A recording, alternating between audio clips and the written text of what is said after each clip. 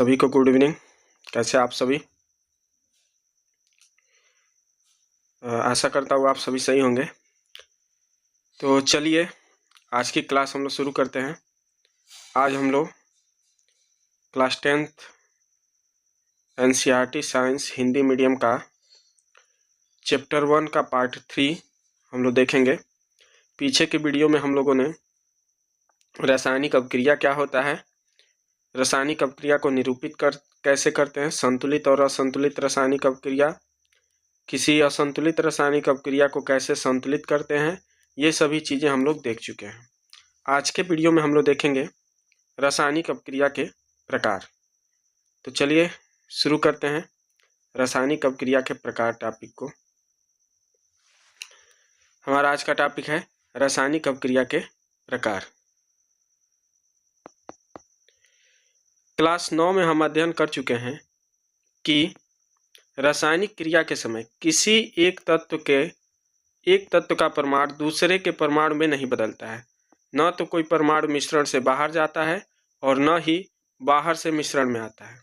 कह रहा है कि क्लास 9th में हम लोग पढ़े हैं कि जब भी कोई रासायनिक अपक्रिया होती है तो उसमें कोई एक तत्व का जो परमाणु है दूसरे तत्व के परमाणु में नहीं बदलता है। ऐसा नहीं है कि मान लीजिए कार्बन जो है वो रासायनिक अपक्रिया में भाग ले रहा है तो ये चेंज होकर के किस में बदल जाएगा, सल्फर में। ऐसा नहीं है। रासायनिक अपक्रिया में कोई भी एक तत्व का परमाणु दूसरे तत्व के परमाणु में नहीं बदलता है। दूसरा, न ही कोई परमाणु मिश्रण से बाहर आता है। मतलब अगर हम कार्बन और ऑक्सीजन में अगर रिएक्शन करा रहे हैं तो ऐसा नहीं है कि हमारा उत्पाद में जो है कोई दूसरा बाहर से आकर के हाइड्रोजन जुड़ जाए या कुछ ऐसा जुड़ जाए, ऐसा नहीं होता है।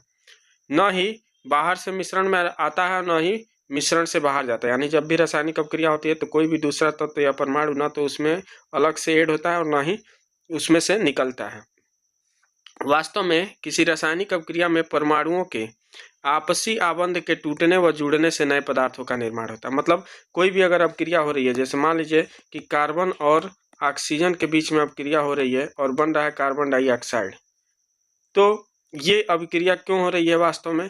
तो यह अपक्रिया कार्बन और ऑक्सीजन के बीच में या तो कुछ बांध टूट रहे होंगे या तो कुछ बांध जुड़े रहे होंगे। तो आबंधों के टूटने व जुड़ने से ये अपक्रियाएं होती हैं और नया पदार्थ यानी उत्पाद बनता है।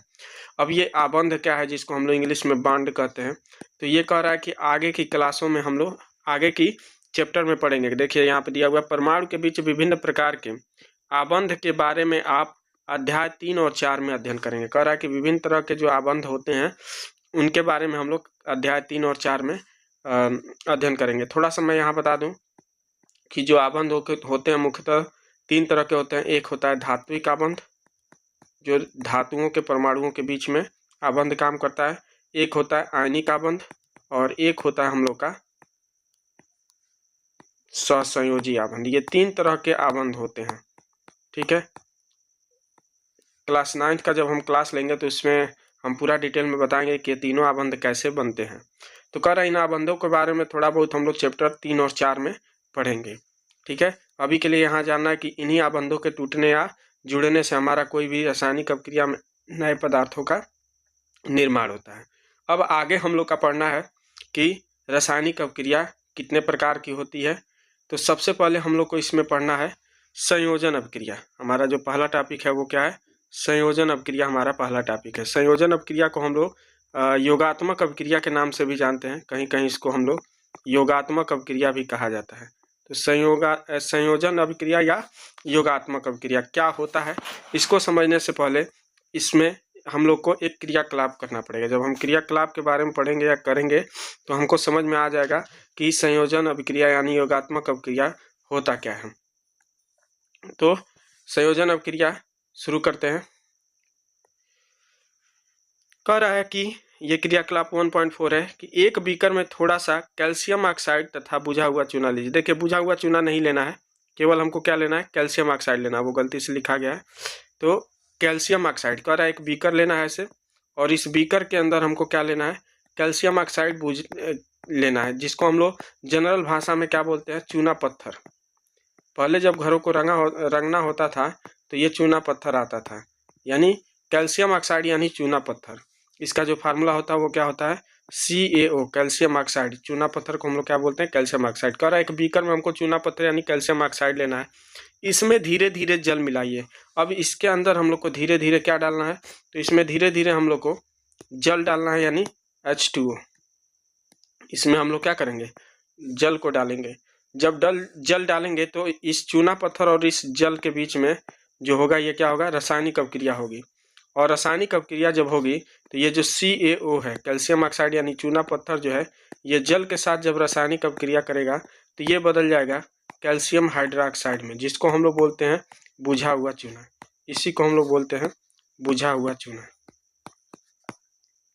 बुझा हुआ चूना। तो देखिए आगे क्या कह रहा है कि इसमें धीरे धीरे जल को मिलाइए। अब बीकर को स्पर्श करिए। अब इस जब बीकर को हम लोग टच करेंगे तो हम देखेंगे कि ये बीकर पूरी तरह से गर्म हो चुका है। क्या इसके ताप में कोई परिवर्तन हुआ है, तो होगा। ताप क्या हो जाएगा, बढ़ जाएगा। ये बीकर पूरी तरह से क्या हो जाएगी, गर्म हो जाएगा। कैल्शियम ऑक्साइड जल के साथ तीव्रता से अभिक्रिया करके बुझे हुए चूने यानी कैल्शियम हाइड्रोक्साइड में, अभी हमने बताया ये कैल्शियम हाइड्रोक्साइड में क्या होता है, बदलता है, का निर्माण करके अधिक मात्रा में ऊष्मा उत्पन्न करता है और इसमें बहुत ज़्यादा ऊष्मा भी उत्पन्न होती है। तो इसका अगर हम लोग संतुलित रासायनिक समीकरण अगर हम लोग लिखें तो इसका रासायनिक समीकरण है CaO। ये सॉलिड फॉर्म में यानी ठोस अवस्था में होता है, जल द्रव अवस्था में यानी लिक्विड के फॉर्म में होता है, और ये मिल करके कैल्शियम हाइड्रोक्साइड यानी पानी के साथ बुझे हुए चूने का घोल मिलता है हमको, जिसको हम लोग कैल्शियम हाइड्रोक्साइड करते हैं, और साथ ही साथ हमको बहुत ज़्यादा ऊष्मा प्राप्त होती है। तो इस तरह से ये क्रियाकलाप से हमको क्या निष्कर्ष निकल रहा है, तो इसमें एक चीज़ अगर ध्यान दें हम लोग, तो इसमें हम लोग देख रहे हैं कि अभिकारक 2 है। कैल्शियम हाइड्रोक्साइड जल से अभिक्रिया कर रहा है, तो यहाँ अभिकारकों की संख्या कितनी है, तो अभिकारकों की संख्या है 2। लेकिन अगर उत्पाद की बात करें तो उत्पाद की संख्या कितनी है, तो उत्पाद की संख्या है केवल 1। यानी हमारा जो उत्पाद बन रहा है वो कैसा उत्पाद है, तो एकल उत्पाद है। तो यदि हमारा उत्पाद एकल हो तो उसको हम क्या बोलते हैं, ऐसी अभिक्रिया। अब यहीं पे संयोजन अभिक्रिया का परिभाषा आएगा। आगे देखिए, इस अभिक्रिया में कैल्शियम ऑक्साइड तथा जल मिलकर एकल उत्पाद यानी एक उत्पाद, सिंगल उत्पाद बनाते हैं। कौन सा, कैल्शियम हाइड्रोक्साइड बनाते हैं। तो ऐसी अभिक्रिया जिसमें 2 या 2 से अधिक अभिकारक मिल करके एकल उत्पाद का निर्माण करते हैं तो उसे संयोजन अभिक्रिया कहते हैं।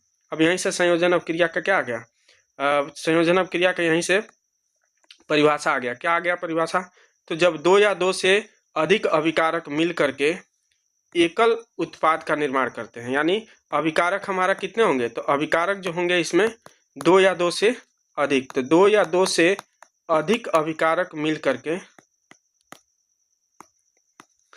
एकल उत्पाद का निर्माण करते हैं। यानी उत्पाद कितना होगा, एकल होगा। तो एकल उत्पाद का अगर निर्माण होता है तो ऐसी अभिक्रिया को हम लोग क्या बोलेंगे, संयोजन अभिक्रिया। ठीक है, संयोजन अभिक्रिया। क्योंकि इसमें देखिए अभी हम लोगों ने पढ़ा कि कैल्शियम ऑक्साइड जो है जल के साथ अभिक्रिया करके एक सिंगल उत्पाद कैल्शियम हाइड्रोक्साइड बना रहा है। ठीक है, तो चलिए अब आगे देखते हैं।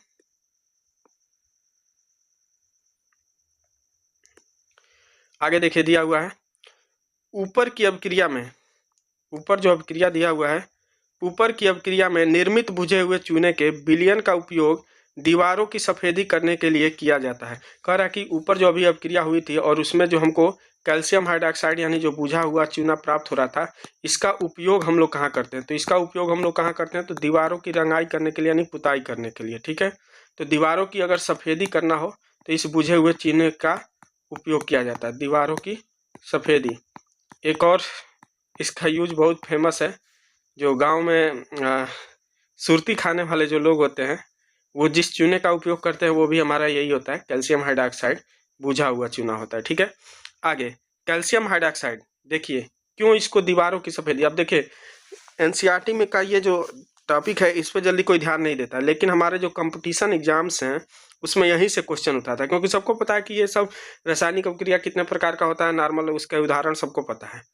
लेकिन ये जो एक्स्ट्रा चीज़ है इसके बारे में कोई जल्दी पढ़ता नहीं है, और कंपटीशन जितने भी आरआरबी एसएससी जितने भी कंपटीशन एग्जाम है वहाँ से इन्हीं टॉपिक से क्वेश्चन उठाता है। तो चलिए आगे देखते हैं हम लोग।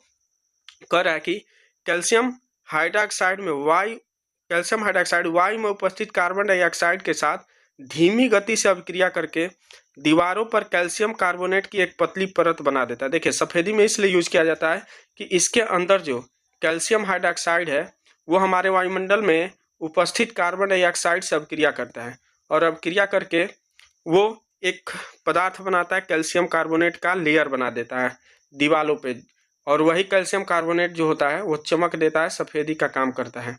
ठीक है, तो क्या इसमें हम लोग ने पढ़ा, तो क्या पढ़ा कि कैल्शियम जो हाइड्रोक्साइड होता है CaOH2 बुझा हुआ चूना, जब दीवारों पे इसकी सफ़ेदी की जाती है तो ये वायुमंडल में उपस्थित कार्बन डाइऑक्साइड गैस से अभिक्रिया करता है और अभिक्रिया करके ये कैल्शियम कार्बोनेट यानी CaCO3 कैल्शियम कार्बोनेट का जो है वो परत बना देता है, जो कि चमकदार परत होती है और यही हमारे दीवारों में सफ़ेदी करता है। और एक कर रहा है, देखिए सफ़ेदी करने के 2-3 दिन बाद कैल्शियम कार्बोनेट का निर्माण होता है। ये अभिक्रिया जो होती है बहुत ही धीमी अभिक्रिया है, इसलिए तुरंत इसका निर्माण नहीं होता है।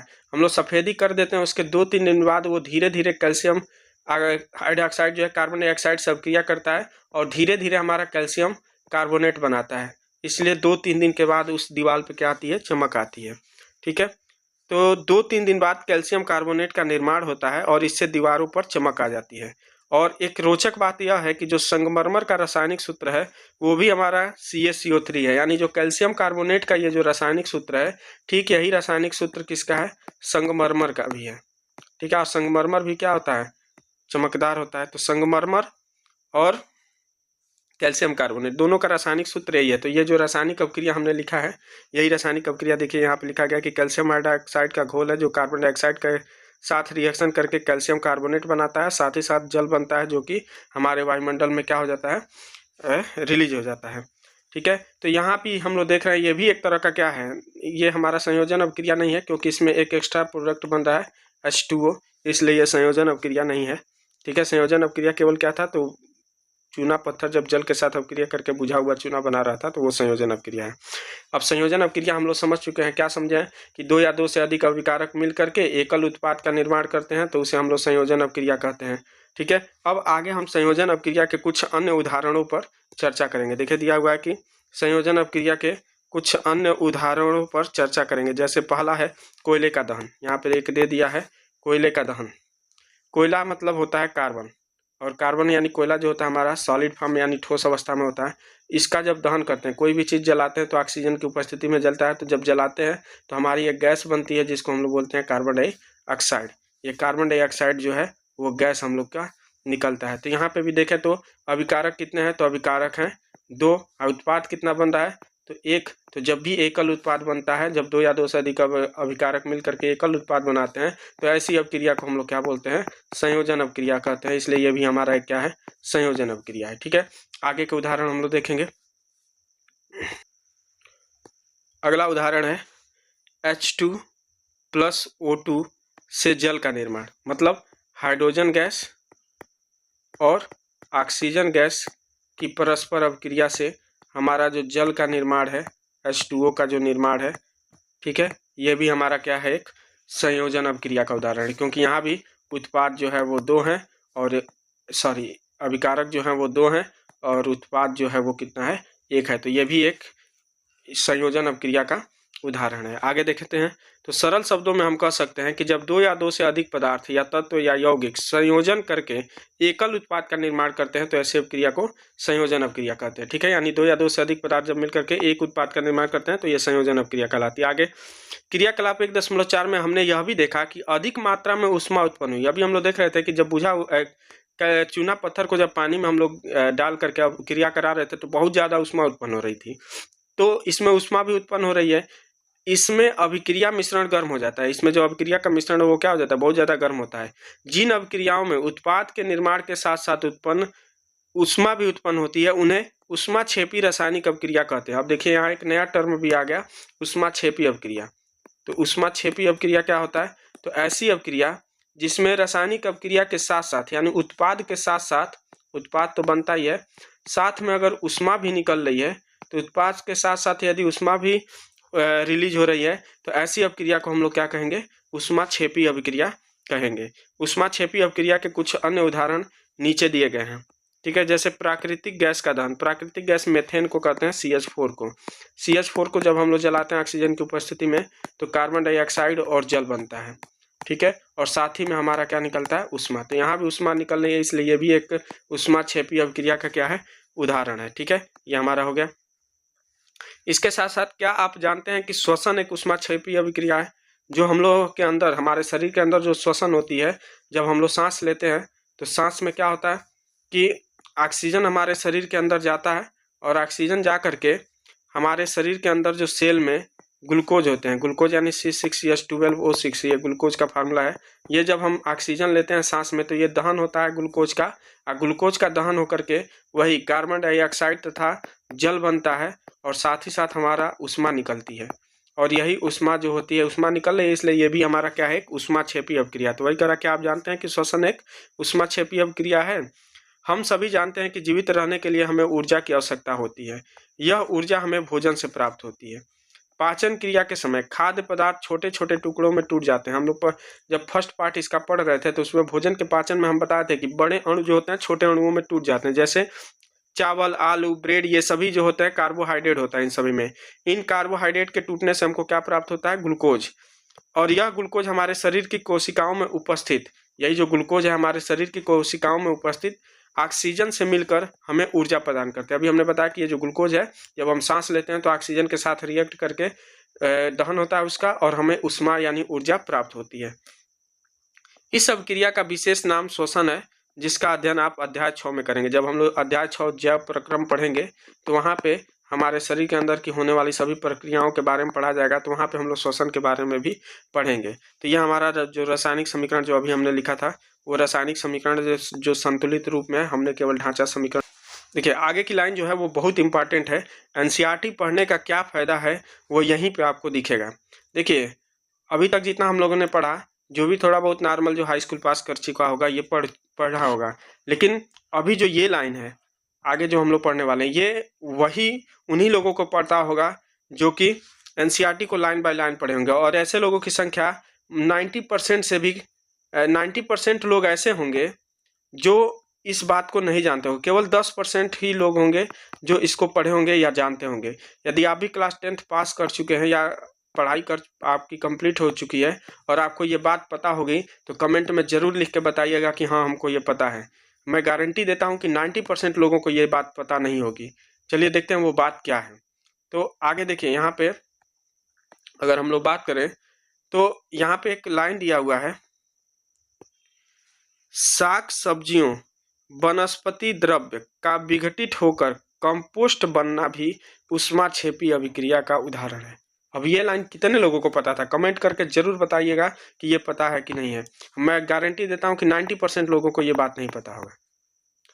क्या कह रहा है, इसका मतलब क्या कह रहा है, शाक सब्जियां यानी जो हमारे पेड़ पौधे या वनस्पति द्रव्य जितने हैं, पेड़ पौधों की पत्तियां, ये तना, ठीक है, ये सभी जब विघटित होते हैं, सड़ते हैं, जब माइक्रो ऑर्गेनिज्म यानी सूक्ष्म जीव जब उनको सड़ाते हैं और वो कंपोस्ट खाद बनता है जब, तो वो भी हमारा एक तरह का क्या है, ऊष्माक्षेपी अभिक्रिया। अब कंपटीशन में यहीं से एग्जाम में कंपटीशन में क्या करेगा, क्वेश्चन उठा देगा, कह देगा कि जो हमारी शाक सब्जियां या वनस्पति द्रव्य हैं उनका विघटित होना कौन सी अभिक्रिया है, तो वो भी हमारा क्या है, ऊष्माक्षेपी अभिक्रिया है।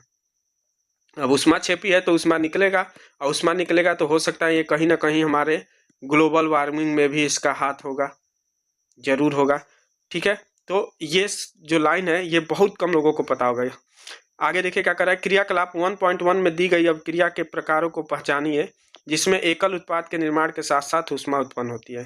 कह रहा है क्रियाकलाप 1.1 जो मैग्नीशियम वाला हम लोग कर रहे थे, ठीक है, इसमें कह रहा है कि अभिक्रिया के साथ साथ उत्पाद करें। वहाँ भी हम लोग पढ़ रहे थे कि मैग्नीशियम को जब हम लोग दहन करते हैं, मैग्नीशियम को दहन कर हाँ मैग्नीशियम को जब दहन करते हैं तो मैग्नीशियम ऑक्साइड बनती है, या ये भी इसमें भी ऊष्मा निकलती है, ठीक है। साथ ही साथ एक और हम लोगों ने पढ़ा था कि जब मैग्नीशियम रिबन को हम लोग अम्ल में करते हैं तो वहाँ भी हम लोग देख रहे थे कि हमारा जो बीकर था वो गर्म हो जा रहा है।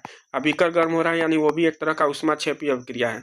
तो यही इसमें कह रहा है। अब थोड़ा सा ये फिगर कैसा है वो हम लोग देख लेते हैं, फिर आगे हम लोग चलते हैं।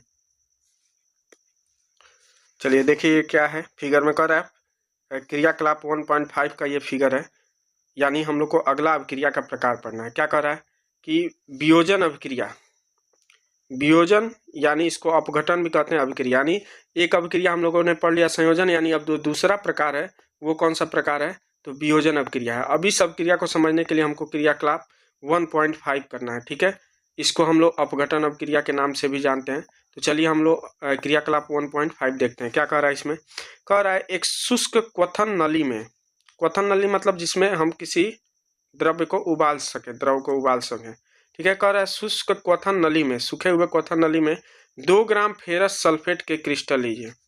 फेरस सल्फेट लेना हमको, कितना, तो 2 ग्राम कह रहा है फेरस सल्फेट का क्रिस्टल लीजिए, फेरस सल्फेट, ठीक। फेरस सल्फेट के क्रिस्टल के रंग पर ध्यान दीजिए। अब इसका हमको क्या देखना है, इसका हमको रंग देखना है कि इसका रंग कैसा है। क्वथन नली का बर्नर, क्वथन नली को बर्नर या स्ट्रिप लैंप की ज्वाला पर गर्म कीजिए। अब यहाँ पे देखिए ये फेरस सल्फेट का विलयन लेकर के क्वथन नली में और इसको गर्म किया जा रहा है, ठीक है। गर्म करने के पश्चात क्रिस्टल के रंग को देखिए। कह रहा है कि गर्म करने से पहले इसका रंग देखिए और गर्म करने के बाद इसका रंग देखिए, आपको क्या देखने को मिल रहा है। देखिए क्वथन नली में फेरस सल्फेट का क्रिस्टल ये लिया गया है और इसको क्वथन नली के खुले सिरे को अपने पड़ोस या अपनी ओर ना करें, अपने पड़ोसी या अपनी ओर ना करें, मतलब यहाँ से कुछ निकल सकता है इसलिए उसको दूर रखें। गैस को धीमे से अपनी नाक की ओर मोड़ दीजिए। अब देखेंगे कि जब इसको गर्म करेंगे तो इसमें से कुछ गैसेज निकलेंगी। इस गैस को कह रहा है धीरे से अपने नाक की तरफ मोड़िए और आप देखिए कि क्या होगा। फेरस सल्फेट क्रिस्टल वाली परख नली को गर्म करने पर गंध सूंघने की सही विधि, गंध सूंघना है तो दूसरी तरफ करके उसको धीरे से सूंघने की कोशिश करिए। आगे देखिए क्या कर रहा है। क्या आपने ध्यान दिया कि फेरस सल्फेट क्रिस्टल के हरे रंग में परिवर्तन हुआ है। सल्फर के दहन से उत्पन्न उस अभिलाक्षणिक विशिष्ट गंध को आप सूंघ सकते हैं। देखिए कह रहा है फेरस सल्फेट जो था, जब वो क्रिस्टल है उसको जब गर्म किया तो वो हरे रंग में परिवर्तन हुआ है।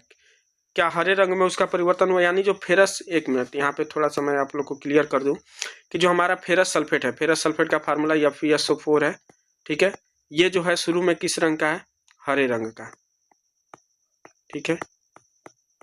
कह रहा है कि क्या जब हम इसको गर्म करते हैं तो इसके हरे रंग में परिवर्तन हो रहा है, साथ ही साथ इससे जो गैस निकल रही है उस गंध को क्या आप सूंघ सकते हैं, तो सूंघ सकते हैं हम लोग।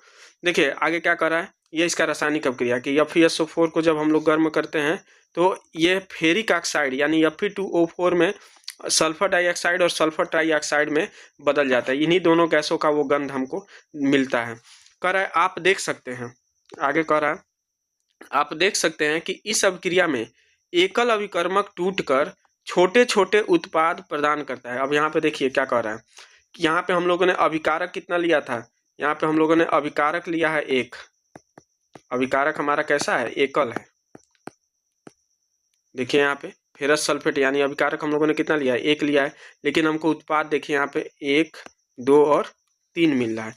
तो उत्पाद हमको अब यहाँ पे कितना मिल रहा है, तो 2 या 2 से अधिक, ये हमको उत्पाद मिल रहा है, ठीक है। तो जब ऐसी अभिक्रिया जिसमें एकल अभिकारक टूट करके 2 या 2 से अधिक अगर उत्पाद बना रहा है तो ऐसी अभिक्रिया को हम लोग कौन सी अभिक्रिया कहेंगे, वियोजन। ये देखिए ठीक संयोजन का उल्टा हो रहा है, ठीक है। वहां पे 2 या 2 से अधिक अभिकारक जुड़ करके एकल उत्पाद बना रहे थे और यहाँ पे एकल उत्पाद टूट करके 2 या 2 से अधिक, एकल अभिकारक टूट करके 2 या 2 से अधिक उत्पाद बना रहे हैं, ठीक है। तो यह एक कौन सी अभिक्रिया है, वियोजन अभिक्रिया है। गर्म करने पर फेरस सल्फेट FeSO4 7H2O का क्रिस्टल जल त्याग देता है, इसमें से ये जो जल है ये निकल जाता है और क्रिस्टल का रंग बदल जाता है। इसके उपरांत यह फेरिक ऑक्साइड Fe2O3 और सल्फर डाइऑक्साइड और सल्फर ट्राइऑक्साइड में वियोजित हो जाता है। फेरिक ऑक्साइड ठोस है जबकि ये दोनों क्या हैं, गैसें हैं। उष्मा देने पर कैल्शियम कार्बोनेट का, अब देखिए ये एक एग्जाम्पल हो गया। अब अगला एग्जाम्पल हम लोग का क्या है वो हम लोग देखेंगे। अगला एग्जाम्पल देखिए कह रहा है उष्मा देने पर कैल्शियम कार्बोनेट का कैल्शियम ऑक्साइड तथा कार्बन डाइऑक्साइड में वियोजन होना एक प्रमुख वियोजन अभिक्रिया है। कह रहा है एक अलग एग्जाम्पल कि एक हम लोग लेना है कैल्शियम कार्बोनेट यानी CaCO3। कह रहा है इसको जब हम लोग गर्म करते हैं तो ये हमारा कैल्शियम ऑक्साइड CaO और कार्बन डाइऑक्साइड में टूट जाता है। तो यहाँ भी देखेंगे हम लोग तो एकल अभिकारक टूट करके 2 या 2 से अधिक उत्पाद बना रहा है, इसलिए ये भी क्या होगी, वियोजन अभिक्रिया। तो वही कर रहा है, यह एक वियोजन अभिक्रिया का प्रमुख उदाहरण है जिसका उपयोग विभिन्न उद्योगों में होता है। इस अभिक्रिया का उपयोग बहुत सारे उद्योगों में होता है। कैल्शियम ऑक्साइड को चूना या बिना बुझा हुआ चूना कहते हैं। कैल्शियम ऑक्साइड जो है ये चूना या बिना बुझा हुआ चूना कहते हैं। इसके अनेक उपयोगों में से एक उपयोग सीमेंट के निर्माण में होता है। यानी अब यहीं पे देखिए, यहाँ भी कंपटीशन का क्वेश्चन बन जाता है। सीमेंट के निर्माण में किसका उपयोग होता है? तो कैल्शियम ऑक्साइड का उपयोग होता है। उष्मा के द्वारा की गई वियोजन को उष्मी वियोजन कहते हैं। अब यहाँ पे देख लीजिए, वियोजन अभिक्रिया के प्रकार भी आने लगे। वियोजन अभिक्रिया के भी हमको क्या आने लगे? प्रकार आने लगे। कैसे प्रकार? तो देखिए, कह रहा है कि यहाँ पे जो कैल्शियम कार्बोनेट हम लोगों ने ले करके अगर इसको तोड़ रहे थे कैल्शियम ऑक्साइड और कार्बन डाइऑक्साइड में, तो इसके लिए हमको इसको क्या करना पड़ रहा था? गर्म करना पड़ा था। गर्म करने का मतलब इसको क्या देना पड़ रहा था? उष्मा। और उष्मा देने का मतलब इस अभिक्रिया का नाम अब हो गया उष्मीय वियोजन। यानी ऐसी अभिक्रिया, ऐसी वियोजन अभिक्रिया जिसमें वियोजन जो हो वो उष्मा देने की वजह से हो, तो ऐसी अभिक्रिया को हम लोग क्या बोलेंगे? उष्मीय वियोजन। तो ये उष्मी वियोजन हो गया। ठीक है, इसका एग्जाम्पल ये हो गया। आगे करा उष्मी वियोजन का एक अन्य उदाहरण क्रियाकलाप 1.6 में दिया गया है। देखिए वीडियो ज़्यादा लंबा हो रहा है, इसलिए हम एक वीडियो में 2 ही रासायनिक अभिक्रिया को समझाएंगे। ठीक है, और अगले वीडियो में बाकी अगले 2 रासायनिक अभिक्रिया को समझाया जाएगा। ठीक है, तो आगे अब क्रियाकलाप 1.6 हम लोग देखते हैं। तो क्रियाकलाप 1.6 हम लोग देखते हैं। करा एक क्वथन नली में 2 ग्राम लेड नाइट्रेट लीजिए। अभी हम लोग फेरस सल्फेट शुरू में लिए थे, अब क्या कह रहा है ये? अब कह रहा है कि लेड नाइट्रेट लीजिए। एक यहाँ पे क्वेश्चन और है जिसका आपको कमेंट में जवाब देना है। ठीक है, आप चाहे कहीं से सर्च करके या कहीं से पढ़ करके उसका जवाब देंगे। जैसे अभी हम लोगों ने पढ़ा कि जो फेरस सल्फेट था वो हरे रंग का था। ठीक है, तो जब उसको गर्म किया गया तो उसका रंग बदल गया, तो वो बदलने के बाद किस रंग का हो गया, ये आप क्वेश्चन जो है कमेंट में जरूर से जरूर बताएंगे। ठीक है, तो अधिक से अधिक कमेंट इस टॉपिक पे आना चाहिए और बताना है सबको कि किस रंग में वो परिवर्तित हुआ। ठीक है, आगे चलिए, आगे हम लोग देखते हैं। करा चिमटे से क्वथन नली को पकड़कर ज्वाला के ऊपर रखकर इसे गर्म कीजिए। फिर से अब इसको गर्म करना है, यानी हमको लेना है लेड नाइट्रेट और इसको हमको क्या करना है? गर्म करना है।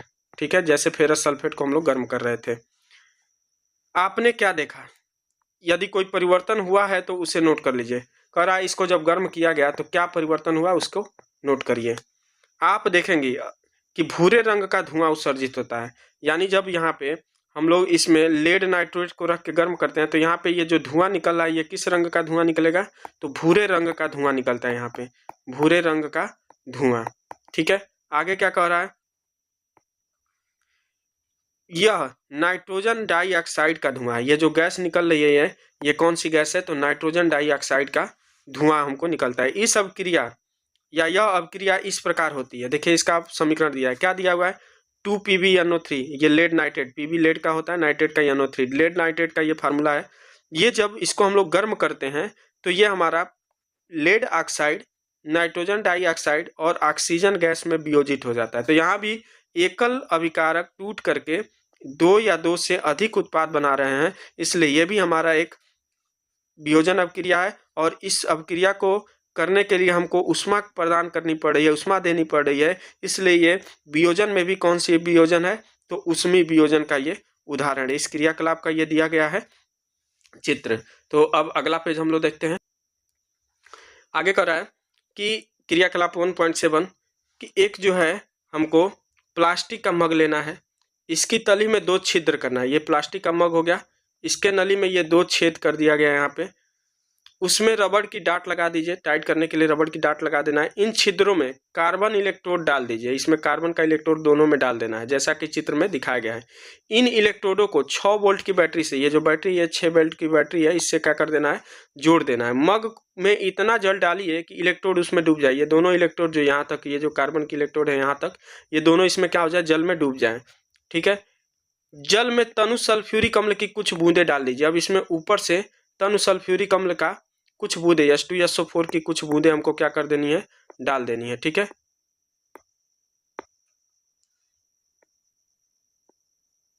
कुछ बूंदे यहाँ पे डाल देनी है। आगे क्या कह रहा है?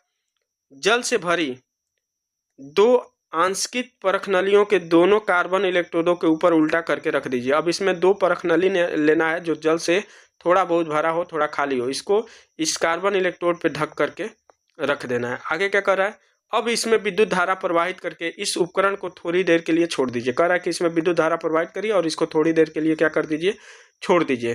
क्या देखेंगे आप लोग, दोनों इलेक्ट्रोड पर आप बुलबुले बनते हुए देखेंगे। देखिए यहाँ पे ये दिखाया गया है, यहाँ भी बुलबुला बन रहा है, यहाँ भी बुलबुला बन रहा है। बुलबुले आंशिक नली से जल को विस्थापित कर देते हैं। आंशिक नली से ये जो यहाँ जल है इसको क्या कर देते हैं, विस्थापित कर देते हैं। क्या दोनों परखनलियों में एकत्रित गैस का आयतन समान है? क्या यहाँ और यहाँ दोनों में जो गैस इकट्ठा हो रही है क्या वो समान है? जब दोनों परखनलियां गैस से भर जाए तो उन्हें सावधानी पूर्वक हटा लीजिए। फिर कह रहा है एक जलती हुई मोमबत्ती को दोनों परखनलियों के मुंह के ऊपर लाकर इन गैसों की जांच कीजिए। ठीक है, इस चरण को शिक्षक जो है सावधानी पूर्वक करें। दोनों स्थितियों में क्या होता है, इसमें कौन सी गैस उपस्थित है, इसका विवरण यहाँ पे देना है। तो अब ये लैब की चीज़ें हैं और लैब का मटेरियल अभी हमारे पास है नहीं, लेकिन अगर आप लोग वीडियो को ज़्यादा से ज़्यादा शेयर करते हैं, चैनल को सब्सक्राइब करते हैं, तो हम जरूर लैब की भी व्यवस्था करेंगे और एक एक जो क्रियाकलाप है उसको लैब करके हम आप लोगों के सामने दिखाएंगे और तब जाके ये और इंटरेस्टिंग बन जाएगा। लेकिन उसके लिए आप लोगों को वीडियो को ज़्यादा से ज़्यादा शेयर करना होगा, सब्सक्राइब कराना होगा, अपने दोस्तों के पास भेजिए।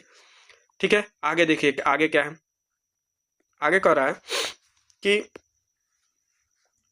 चाइना डिश में 2 ग्राम सिल्वर क्लोराइड लीजिए। अब यहाँ पे देखिए एक चीज़ और, यहाँ पे जब हम लोग रिएक्शन करा रहे थे तो यहाँ पे हमको रिएक्शन कराने के लिए क्या देना पड़ रहा है, अब उष्मा नहीं देना पड़ रहा है। अब क्या देना पड़ रहा था, एक मिनट, यहाँ पे हम लोग को रिएक्शन कराने के लिए उष्मा की जगह पे अब हम लोग को विद्युत धारा प्रवाहित करना पड़ा है। ठीक है, अभी हम लोग देखेंगे कि यहाँ भी क्या होगा। ये जो इस अभिक्रिया का जब क्रियाकलाप का जब हम लोग अध्ययन किए हैं तो इसमें क्या ले रहे थे हम लोग, तो इसमें हम लोग ले रहे थे कार्बन इलेक्ट्रोड और उसमें सल्फ्यूरिक अम्ल की कुछ बूंदे डाल रहे थे। तो यहाँ भी वियोजन अभिक्रिया ही होती है और वो वियोजन अभिक्रिया जो होती है वो विद्युत धारा के कारण होती है, इसलिए इसको हम लोग विद्युत वियोजन के नाम से भी जानते हैं। यहाँ जो वियोजन अभिक्रिया होगी उसको विद्युत वियोजन के नाम से जाना जाता है।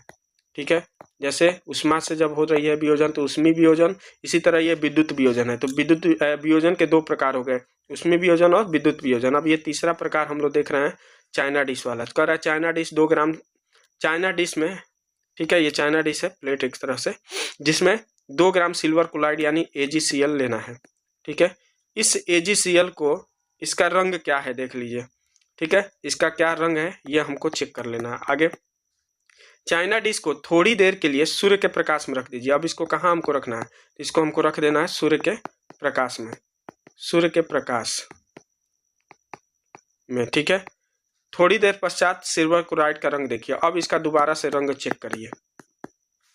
आप देखेंगे कि सूर्य के प्रकाश में श्वेत रंग का सिल्वर क्लोराइड, यानी जो पहले इसका रंग था वो कैसा था, श्वेत यानी कि सफेद था।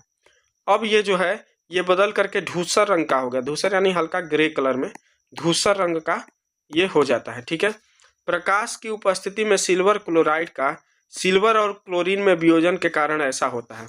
ये जो रंग बदल रहा है वो क्यों हो रहा है, तो ये जो सिल्वर क्लोराइड है AgCl, ये हमारा प्रकाश के कारण टूट करके सिल्वर और क्लोरीन में वियोजित हो जा रहा है, इसलिए ये भी एक तरह का क्या है, वियोजन अभिक्रिया है। और इस वियोजन अभिक्रिया के लिए हमको किसकी जरूरत पड़ रही है, तो इसके लिए सूर्य के प्रकाश की जरूरत पड़ रही है, इसलिए इस वियोजन को हम लोग प्रकाशीय वियोजन कहते हैं। तो अब वियोजन अभिक्रिया यहाँ पे हमारी 3 प्रकार की हो गई। ठीक है, उष्मी, विद्युत और प्रकाशीय वियोजन। ठीक है, आगे सिल्वर ब्रोमाइड भी इसी प्रकार का अभिक्रिया करती है, यानी सिल्वर ब्रोमाइड को भी लेकर के अगर सूर्य के प्रकाश में हम लोग करेंगे तो वो भी सिल्वर और ब्रोमीन में टूट जाएगा। ऊपर दी गई अभिक्रिया का उपयोग, ये जो सिल्वर ब्रोमाइड का, अब यहाँ पे देखिए ये इंपॉर्टेंट क्वेश्चन है, MCQ के लिए भी आता है ये, कि सिल्वर ब्रोमाइड का उपयोग श्वेत श्याम फोटोग्राफी में किया जाता है। यही क्वेश्चन MCQ में एक बार आ गया था तो बच्चे कह रहे थे कि कोर्स के बाहर है, कोर्स के बाहर है। कोर्स के बाहर कुछ भी नहीं है, सब NCERT की बुक में है। इसके लिए आपको NCERT की एक एक लाइन पढ़ना पड़ेगा, तभी जाकर के आप पूरे क्वेश्चन को अटेम्प्ट कर पाएंगे। ठीक है, तो श्वेत श्याम यानी ब्लैक एंड व्हाइट जो फोटोग्राफी होती है उसमें इसी सिल्वर ब्रोमाइड का उपयोग करना पड़ता है। ठीक है, किस अभिक्रिया किस प्रकार की ऊर्जा के कारण यह वियोजन हो रहा है, कह रहा है कौन सी इसमें ऊर्जा जरूरत पड़ी है, तो सूर्य के प्रकाश की जरूरत पड़ी है, इसलिए इसको प्रकाशीय वियोजन भी कहते हैं। तो अब अगला पेज हम लोग देख, ठीक है, आगे देखिए क्या है, हमने देखा कि वियोजन अभिक्रिया में अभिकारक को तोड़ने के लिए ऊष्मा, प्रकाश या विद्युत ऊर्जा की आवश्यकता होती है। यानी अभिकारक को तोड़ना तो हमको 3 चीज़ों की जरूरत पड़ रही है। एक पड़ रही है ऊष्मा की, यानी गर्म करके तोड़ना पड़ रहा है। एक पड़ रही है विद्युत धारा की, ठीक है। और दूसरा हम लोग को पड़ रहा है कौन सा? तो दूसरा हम लोग को पड़ रहा है, किसका पड़ रहा है? तो ऊष्मा शोषी सूर्य के प्रकाश का, ठीक है, यानी प्रकाश, सूर्य के प्रकाश का जरूरत पड़ा है। तो ये 3 तरह का, तो इसीलिए 3 प्रकार की वियोजन अभिक्रियाएं भी होती हैं। अब हम थोड़ा सा यहाँ पे जो विद्युत वियोजन वाला है उसको हमने आप लोगों को सही से नहीं बताया कि विद्युत वियोजन में क्या होता है, क्यों वहाँ कौन सी गैस निकल रही है, तो वो हम थोड़ा सा आप लोगों को बता दें। कौन सा था यहाँ पे? हाँ, ये वाला। इसमें हम लोगों ने देखा कि ये जो हो रही है, तो यहाँ पे ये जो गैस बन रही है ये कौन सी गैस है? तो देखिए एक्चुअली हम इसमें कार्बन इलेक्ट्रोड लेकर के, और ये जल का वियोजन हो रहा है। जब हम इसमें विद्युत धारा प्रवाहित करते हैं तो जो जल के अणु है H2O जो है, ठीक है, ये H2O जो है ये विद्युत धारा प्रवाहित करने से हाइड्रोजन और ऑक्सीजन गैस में क्या हो जाता है? टूट जाता है। हाइड्रोजन गैस अलग हो जाता है और ऑक्सीजन गैस अलग हो जाता है। इसीलिए इसको कह रहा है कि मोमबत्ती के पास ले जाइए। देखिए मोमबत्ती के पास ले जाएंगे तो हाइड्रोजन जो है वो एक ईंधन की तरह काम करता है, यानी मोमबत्ती तेज जलने लगेगी हमारा, ठीक है। तो यहाँ भी विद्युत वियोजन, यहाँ वियोजन हो रहा है विद्युत धारा की वजह से, ठीक है। तो इसका रासायनिक अभिक्रिया हमने नहीं लिखा था, तो अगर आप लोग जानना चाहते हैं तो उसके लिए हमने लिख दिया, ठीक है। अब आगे देखिए, तो आगे हम लोग पढ़ रहे थे कि जिन अभिक्रियाओं में ऊर्जा अवशोषित होती है उन्हें ऊष्मा शोषी अभिक्रिया कहते हैं। अच्छा, 1 मिनट और, ऊष्मा क्षेपी अभिक्रिया हम लोगों ने पढ़ लिया था कि अभी जब हम लोग पढ़ रहे थे संयोजन अभिक्रिया, तो उसमें आ रहा था कि अभिकारक जब उत्पाद में टूट रहा था तो वहाँ पे अभिकारक जब उत्पाद बना रहे थे तो वहाँ ऊष्मा निकल रही थी, तो इसलिए उसको ऊष्मा क्षेपी कहा गया। अब यहाँ पे जितने भी हम लोग ये तीनों अभिक्रियाएं करा रहे हैं, इसमें हम लोग को ऊर्जा अलग से देना पड़ रहा है। वो ऊर्जा हम लोग ऊष्मा के फॉर्म में, विद्युत के फॉर्म में और सूर्य के प्रकाश के रूप में दे रहे हैं। तो अलग अलग रूपों में हमको क्या करना पड़ रहा है? ऊर्जा को देना पड़ रहा है रासायनिक अभिक्रिया के होने के लिए। तो जिन अभिक्रियाओं में हमको ऊर्जा प्रदान करनी पड़ती है, ऐसी अभिक्रियाओं को हम लोग बोलते हैं ऊष्मा शोषी अभिक्रिया। तो अब ऊष्मा के आधार पे रासायनिक अभिक्रिया हमारी कितनी तरह की हो गई? 2 प्रकार की हो गई, एक ऊष्मा शोषी और एक ऊष्मा क्षेपी। ये 2 तरह की रासायनिक अभिक्रिया हो गई। ये किसके आधार पे है? तो ऊष्मा, किसी रासायनिक अभिक्रिया में ऊष्मा प्रदान करने और ऊष्मा निकलने के आधार पे है, ठीक है। आगे हम लोग देखते हैं, कह रहा है कि एक परख नली में लगभग 2 ग्राम, अगला क्रियाकलाप है जो आपको करना है, बेरियम हाइड्रोक्साइड लीजिए, 1 ग्राम अमोनियम क्लोराइड डालकर इस कांच की छड़ से मिलाइए, अपनी हथेली के निचले सिरे को छुए, आप कैसा महसूस करते हैं? क्या यह अभिक्रिया ऊष्मा क्षेपी है या ऊष्मा शोषी है? देखिए जब ये भी अभिक्रिया आप कराएंगे तो इसमें जो परख नली है वो ठंडा होगी, यानी एक जब ठंडा होगी इसका मतलब वो बाहर से क्या कर रही है? ऊष्मा को ले रही है। तो ऊष्मा ले रही है तो इसलिए वो कौन सा प्रकार हो जाएगा? ऊष्मा शोषी। तो ये भी हमारी कौन सी अभिक्रिया हो जाएगी? ऊष्मा शोषी अभिक्रिया है, ठीक है। इसका रासायनिक समीकरण आप लोग कमेंट में जरूर लिख करके बताएंगे। तो यहाँ बहुत सारे हमने कमेंट में आंसर देने के लिए कहा है, उसका आंसर आशा करता हूँ कि आप सभी से मिलेगा, ठीक है। अब कुछ प्रश्न है, उन प्रश्न को हम लोग देखते हैं, या इस प्रश्न को हम लोग बाद में देखेंगे, पहले थोड़ा सा रिवीजन कर लेते हैं क्योंकि वीडियो ज़्यादा लंबी हो रही है, ठीक है। तो शॉर्टकट में हम लोग जल्दी से रिवीजन करते हैं। देखिए हम लोग आज क्या पढ़े? तो आज हम लोगों ने पढ़ा रासायनिक अभिक्रिया के प्रकार। रासायनिक अभिक्रिया के प्रकार, रासायनिक अभिक्रिया के प्रकार। रासायनिक अभिक्रिया कितने प्रकार की होती है? तो वैसे तो बहुत प्रकार की होती है, लेकिन अभी हम लोगों ने 2 रासायनिक अभिक्रिया पढ़ा है, एक पढ़ा है संयोजन और एक पढ़ा है वियोजन, ठीक है। संयोजन में हम लोगों ने क्या पढ़ा है कि संयोजन में जो है 2 या 2 से अधिक, 2 या 2 से अधिक अभिकारक, ठीक है, 2 या 2 से अधिक अभिकारक आपस में अभिक्रिया करके, ठीक है, एकल उत्पाद बनाते हैं, एकल उत्पाद का निर्माण करते हैं। तो ऐसी अभिक्रिया को हम लोग संयोजन अभिक्रिया कहते हैं, ठीक है। एकल उत्पाद का निर्माण होता है। कभी कभी इस अभिक्रिया में एकल उत्पाद के साथ साथ ऊष्मा का भी निर्माण होता है, यानी ऊष्मा भी निकलती है। इसलिए ऐसी अभिक्रियाओं को जिसमें ऊष्मा निकलती है उसको हम लोग ऊष्मा क्षेपी अभिक्रिया कहते हैं। तो ये 2 चीज़ें यहाँ पे हम लोगों ने देखा, एक ऊष्मा क्षेपी अभिक्रिया और एक संयोजन अभिक्रिया, ठीक है। ये ऊष्मा क्षेपी अभिक्रिया ये अलग प्रकार नहीं है, ये ऐसी रासायनिक अभिक्रिया जिसमें ऊष्मा निकलती है, ये ऊष्मा के आधार पर इसका हम प्रकार बोल सकते हैं, ठीक है। तो पहला प्रकार हो गया हम लोग का संयोजन अभिक्रिया। जो दूसरा प्रकार है हम लोग का रासायनिक अभिक्रिया का, वो है हम लोग का वियोजन अपक्रिया। जो दूसरा प्रकार है वो है वियोजन अपक्रिया। इसमें क्या होता है, संयोजन के ठीक उल्टा होता है, ठीक है। इसमें एकल अभिकारक होता है। हमारा जो अभिकारक होता है वो कैसा होता है, एकल अभिकारक होता है। और ये एकल अभिकारक वियोजित होकर के दो या दो से अधिक उत्पाद बनाता है, ठीक है। तो इसलिए इसको हम क्या बोलते हैं, वियोजन अपक्रिया। वियोजन जो अपक्रिया होती है ये 3 तरह की होती है। इसमें इस अपक्रिया को कराने के लिए हमको अलग से ऊर्जा देना पड़ता है, यानी ये उष्माशोषी अपक्रिया होती है। ये कौन सी अपक्रिया होती है, उष्माशोषी अपक्रिया होती है। तो उष्माशोषी में हम लोग को अलग से ऊर्जा देना पड़ता है। तो वो ऊर्जा हम 3 रूपों में देते हैं। एक तो उष्मा प्रदान करते हैं, तो उष्मा अगर देते हैं तो ऐसे को हम बोलते हैं उष्मी वियोजन। ऐसी अपक्रिया को हम लोग क्या बोलते हैं, उष्मी वियोजन बोलते हैं, ठीक है। यदि हम लोग विद्युत धारा देते हैं तो ऐसे को हम लोग बोलते हैं विद्युत वियोजन। और यदि हम लोग सूर्य के प्रकाश में अपक्रिया कराते हैं यानी प्रकाशीय ऊर्जा देते हैं तो ऐसे को हम लोग बोलते हैं प्रकाशीय वियोजन। तो ये इतना हम लोगों ने आज पढ़ा, ठीक है। अब आगे के प्रकार, जो रासायनिक अपक्रिया के आगे के प्रकार हैं वो हम लोग अगले वीडियो में पढ़ेंगे। तो आशा करता हूँ जितना कमेंट हमने यहाँ करने के लिए कहा आप सभी कमेंट करेंगे और ज़्यादा से ज़्यादा इस वीडियो को शेयर करेंगे। तो धन्यवाद आज के लिए। और चैनल को ग्रोथ कराना आप ही सभी के हाथ में है, तो ज़्यादा से ज़्यादा शेयर करें, यही आप लोगों से रिक्वेस्ट है। तो very very thanks for watching.